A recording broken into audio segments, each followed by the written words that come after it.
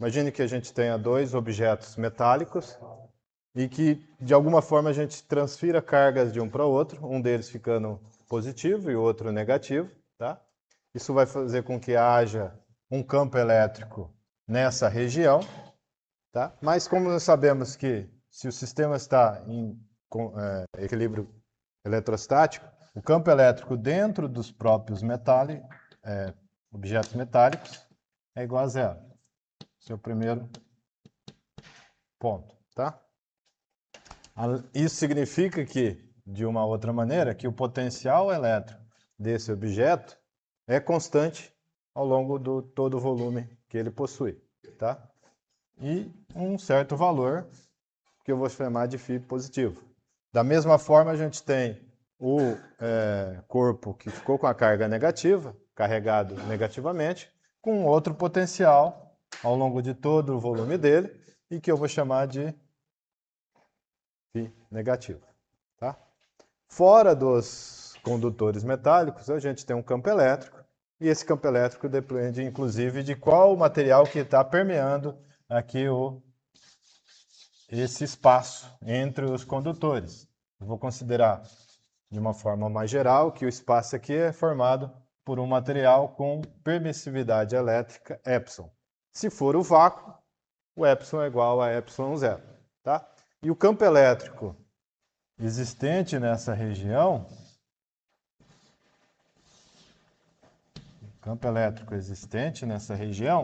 pode ser relacionado à carga Q pela lei de Gauss. Tá? Então, a lei de Gauss diz que o fluxo do campo elétrico é igual às cargas encerradas, tá? Livres, dentro da superfície gaussiana que está sendo considerada. Digamos que eu considere uma superfície gaussiana que englobe, por exemplo, o condutor que ficou positivo. Então, a carga em excesso aqui, no caso, vai ser a própria carga mais que eu estou declarando aqui como o corpo metálico ter em excesso. Tá? Então, essa seria a carga que a gente tem se a superfície gaussiana for essa daqui. Tá? Além disso, a gente tem que, se nós fizermos a integral de linha do campo elétrico de um ponto que se encontra no potencial negativo, que é a superfície do corpo à direita aqui, até a superfície do objeto positivo, tá? Essa integral do campo elétrico vai me dar a diferença de potencial, que é φ mais menos φ menos. Tá? Então, se nós olharmos em conjunto para essas duas equações, nós vemos que, de alguma maneira, a carga que está distribuída no objeto metálico está relacionada pelo campo elétrico com a diferença de potencial entre os dois objetos. Então, a gente pode, de alguma maneira, entender que a carga do objeto está relacionado com a diferença de potencial, ou a carga dos objetos, né, que foi transferida, está relacionado com a diferença de potencial através de uma constante, e essa constante é que nós chamamos de capacitância. Tá? No SI, então no Sistema Internacional, a unidade para capacitância é, portanto, 1 Coulomb por volt, tá? Que é definido como 1 Farad, em homenagem a Michael Farad. Tá? Se nós considerarmos essa nova definição, o epsilon zero, que aqui está dentro do epsilon, né? O epsilon é K vezes epsilon zero. Então, a unidade do epsilon zero, ou o valor dele, melhor, né? O valor dele vai ser 8,85, 10 a menos 12, usando agora a unidade Farad por metro. Tá? Então, esse é o valor da constante de permissividade elétrica do vácuo. Tá? E a unidade de epsilon é Faraday por metro. Então, nós usamos essa unidade. Tá? Existem outras unidades no sistema internacional, mas o mais comum é representar a permissividade em Faraday por metro, da mesma forma que o campo elétrico pode ser expresso em newtons por coulomb ou volts por metro, mas o mais comum é em volts por metro. Tá? Outro aspecto é que essa capacitância vai depender de dois fatores principais. Um é o meio material que está entre os dois condutores, então a resposta elétrica dele, que aqui está sendo representada pela permissividade elétrica, e dos fatores geométricos, ou seja, a distância desses corpos e o formato que eles possuem. Tá? A gente pode ver isso, né, o efeito geométrico, através de alguns casos específicos. Tá? Por exemplo, um deles é a situação que você tem duas placas paralelas. Tá? Então, aqui estão representadas por barras, mas seriam placas. Tem uma dimensão aqui perpendicular.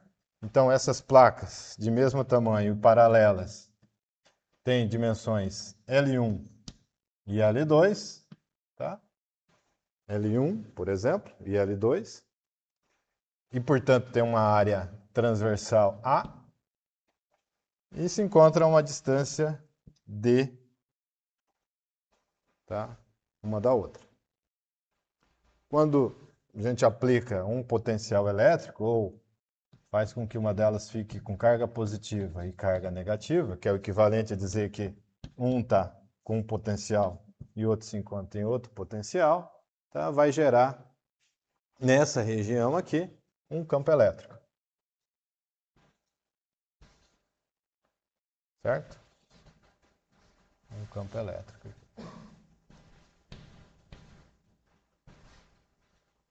Suponha que essa região, pelo menos a região interna, seja preenchido por um material com permissividade elétrica, um material dielétrico com permissividade elétrica epsilon. Tá? Então, a gente pode aplicar tanto essa equação como essa, nesse caso, e relacionar a carga com a diferença de potencial, nesse caso específico, tá? Onde nós sabemos a geometria e o meio material que se encontra entre os dois objetos. Tá? Por que é importante essa região? Porque é aqui que a gente vai calcular a integral de linha do campo elétrico e, portanto, determinar a relação entre campo elétrico e diferença de potencial entre os dois. Tá?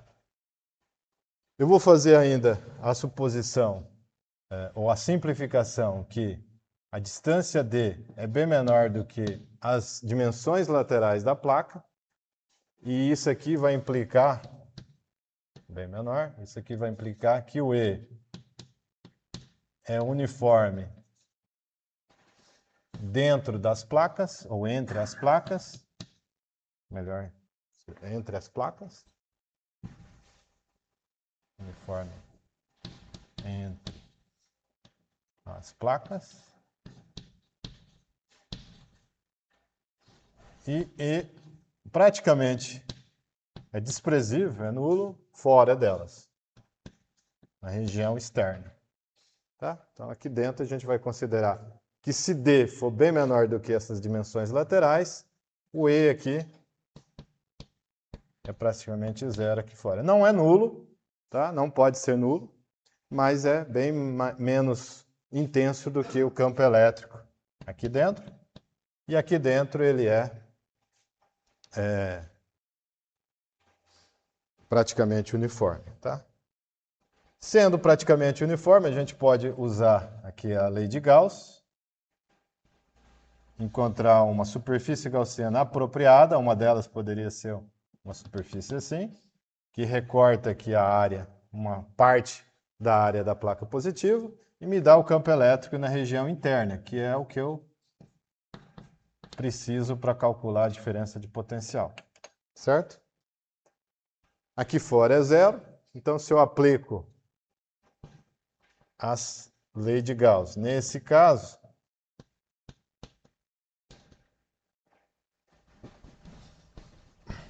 eu vou ter que carga encerrada líquida. Eu vou ter o seguinte, que desse lado eu vou ter epsilon, tá? O fluxo do campo elétrico ao longo da superfície gaussiana. Ao longo da área lateral dessa superfície gaussiana, o vetor normal é perpendicular ao campo elétrico, logo não tem fluxo. Na tampa externa, nós vamos considerar que o campo elétrico é praticamente zero, então o valor aqui vai ser desprezível.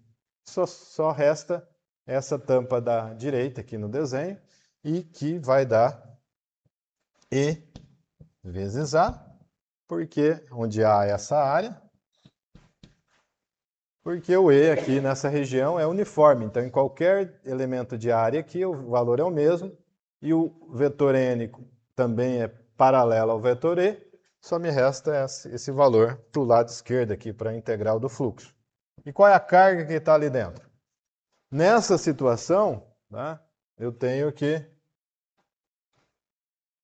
a densidade superficial de carga praticamente é uniforme ao longo da placa, já que o campo aqui também é uniforme, tá?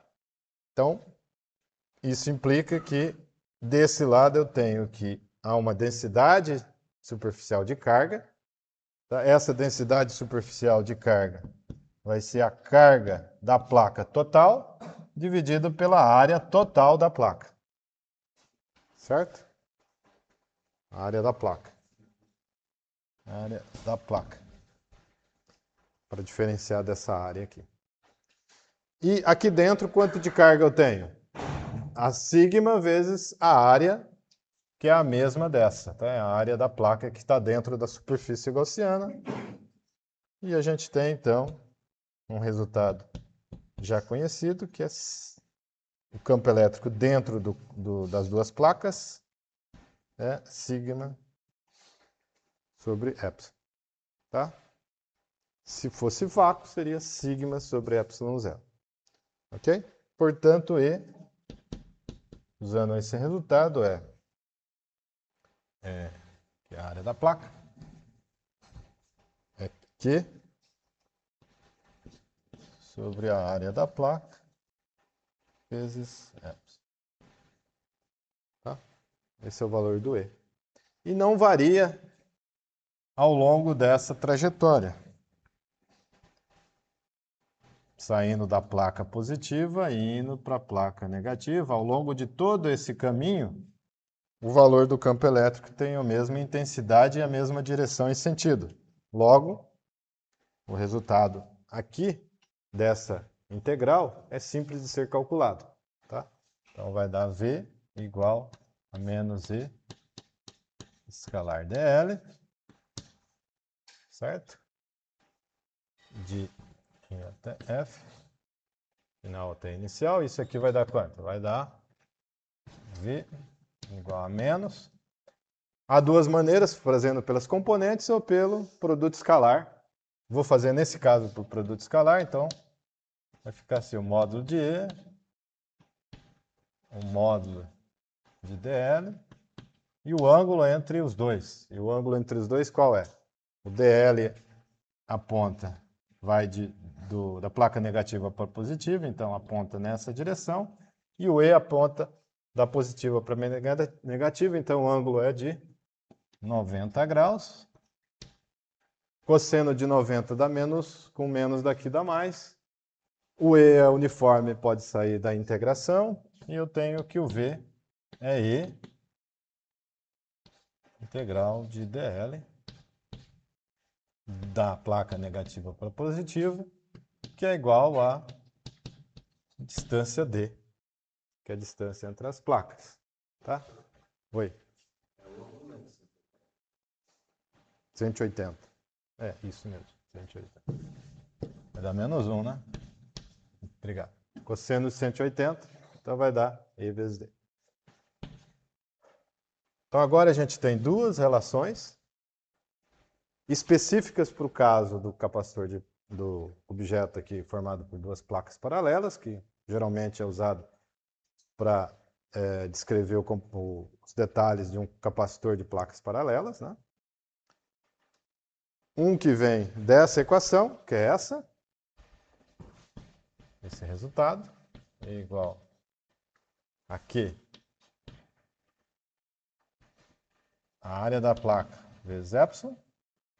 E o outro aqui que é quanto? E igual a V sobre D. Então, das duas relações, o que a gente obtém? Que o V é igual a... O V sobre D é igual a quanto? A Q epsilon AP. Portanto, se eu quiser deixar dessa maneira, a carga em relação à tensão, posso escrever como sendo Q igual a epsilon, a área das placas, que nesse caso é L1 vezes L2, dividido por a distância entre as placas, vezes a tensão. Logo, o Q aqui é igual a quanto? A epsilon a T sobre D. Oh, desculpa, que é o Q, né? A capacitância. A capacitância desse objeto vale esse valor. Tudo bem? Vamos supor, então, que esse objeto tenha dentro dele Teflon, por exemplo. Tem o K igual a 2,1. Então, um exemplo aqui. Se o dielétrico for Teflon, então K é igual a 2,1. E o epsilon que está entrando nessa equação é quanto? É K, que é 2,1, vezes epsilon 0. Tá? Além disso, suponha que L1, digamos que L1 seja esse tamanho, seja de 2 centímetros. 2 centímetros. E que o L2, que é essa dimensão, né, seja de, sei lá, L2, 2 metros. 2 metros de comprimento. Tá? E a distância entre as placas seja de 1 micron.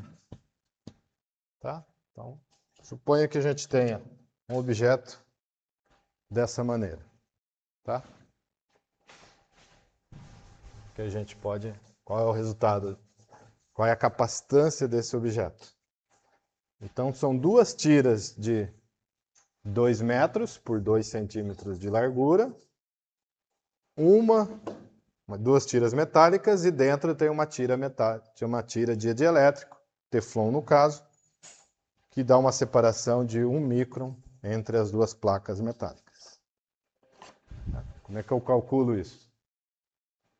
Então vai ser que a capacitância desse objeto vai ser 2,1, que é o K, epsilon 0, que é 8,85, 10 a menos 12, L1 vezes L2, então vai dar 2, né? 2, 10 a menos 2, vezes 2, dividido por 1 micron, que é 10 a menos 6. Isso daqui dá quanto?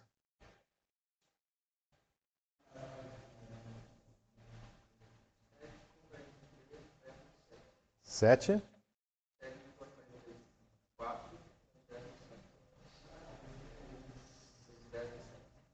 Mas aqui tem menos 7. Tá, então é 7,44?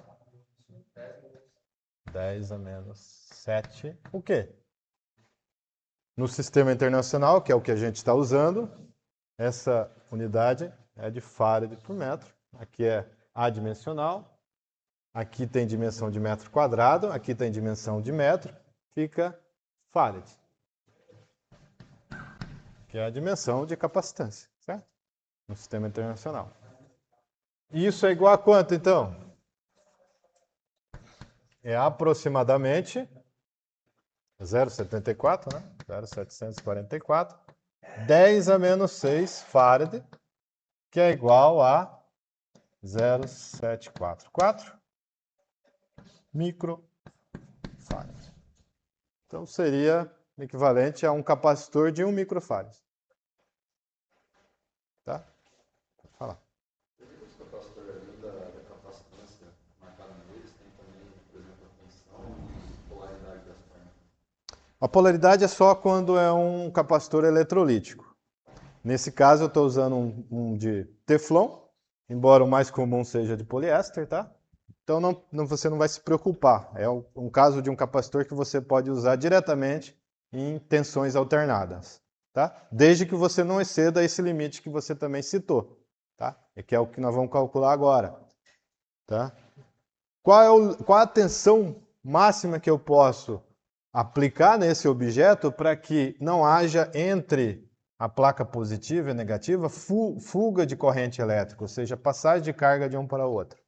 Isso está relacionado a outra característica do dielétrico, que é o que chamamos de rigidez dielétrica. Tá? O que significa rigidez dielétrica? Que isso é o campo elétrico máximo permitido dentro do dielétrico para que ele não deixe ter correntes de fuga. Tá? Para que ele se mantenha dielétrico, se mantenha isolante. Se a tensão calculada for a superior a isso, tá?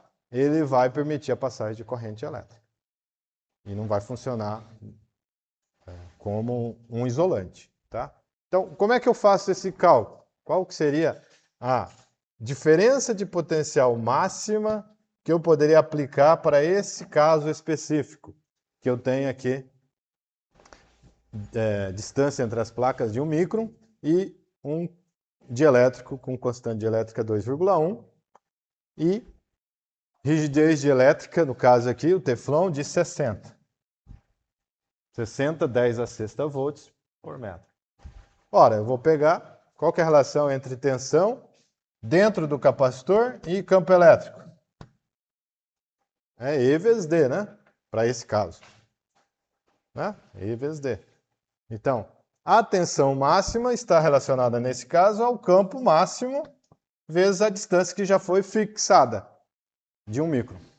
Então, qual é a tensão máxima se o material escolhido permite um valor máximo de campo elétrico de 60, 10 a sexta e a distância entre as placas é de 10 a menos 6 metros. Qual é o valor que vai dar? 60 volts. Então, nessas condições, eu posso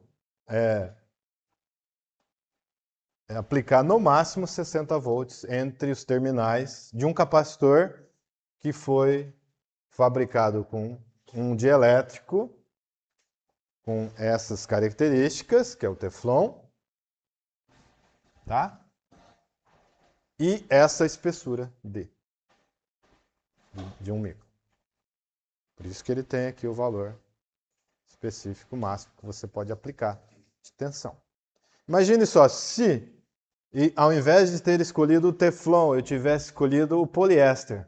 Veja, o poliéster tem um K 3,2 que é maior que o Teflon, tá? E a mesma aqui, pela tabela que eu montei, a mesmo valor de rigidez elétrica. Então, o que aconteceria nesse caso? Eu poderia manter a mesma, se for 1 micron, certo? Os mesmos parâmetros geométricos. Então, eu vou manter a tensão máxima, de 60 volts, e vou conseguir ter uma capacitância maior, porque ao invés de multiplicar por 2,1, eu vou multiplicar aqui por 3,2. Certo? Tudo bem? Aí você fala, bom, mas e se eu quisesse usar, ao invés de Teflon, usasse poliestireno? O que acontece agora? Eu ainda consigo uma capacitância maior, certo? Mas a tensão que eu posso aplicar é menor. Ao invés de ser 60 volts, agora vai ser no máximo 24 volts. Tá? Aí você fala, bom, mas e se eu quiser aumentar a tensão ainda do poliestireno? Qual que é a solução?